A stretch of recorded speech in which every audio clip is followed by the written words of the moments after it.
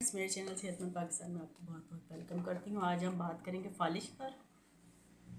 फालिज जो कि अक्सर बुज़ुर्गों में हो जाता है, बाज़ दफ़ा किसी एक्सीडेंट की सूरत में फालिज हो जाता है और बाज़ दफ़ा ऐसा होता है कि कुछ बच्चों को हो जाता है, चोट लगने की सूरत में बाज़ दफ़ा फालिज हो जाता है। उसके लिए जो मेडिसिन है वो मैं आपको बताती हूँ। शुरू में आपने हाई डोज़ देनी है और इसके बाद जब देखें कि पेशेंट ठीक हो रहा है तो आहिस्ता आहिस्ता उसकी जो पावर है उसको कम करते जाना है। सबसे पहले जो मेडिसिन है आर्निका है, इसे आपने देना है।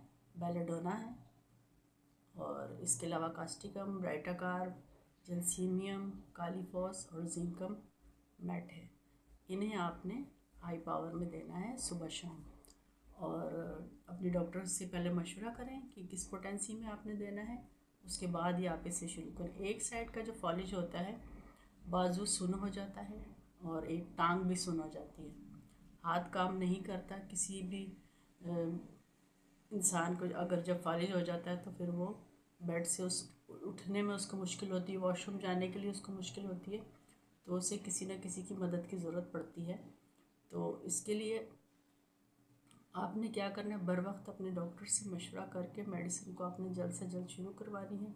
इसके अलावा आपने क्यू पावर में जिंकोबा जो सिरप आता है उसे आपने भी इस पेशेंट के लिए ताकत के लिए इस्तेमाल करना है, ताकि जो भी उसको कमज़ोरी हो गई है वो भी रिकवर हो जाएगा उस सिरप की वजह से। बाकी तमाम मेडिसिन आप अपने डॉक्टर के मशवरे के बगैर इस्तेमाल मत करें। और फॉलिज को आप देखें कि फॉलिज किस नौइयत का है, मर्द है या औरत है। उन दोनों में जो भी फॉलिज की कंडीशन है, सुन अगर बाजू सुन हो रहा है और टांग भी सुन हो रही है, तो उसके लिए आपने जो भी मेडिसिन है आपको मैंने बताई हैं वो आपने यूज़ करनी तमाम मेडिसिन। और आपने शुरू में हाई पोटेंसी में यूज़ करनी है। उसके बाद जब देखेंगे पेशेंट ठीक हो रहा है तो उसकी डोजेस को आपने आहिस्ता आहिस्ता कम करते जाना है। और ये दवाइयाँ इनके लिए बहुत ही मुफीद हैं और बर वक्त इनका इलाज होगा तो ये जल्दी रिकवर हो जाएंगे पेशेंट।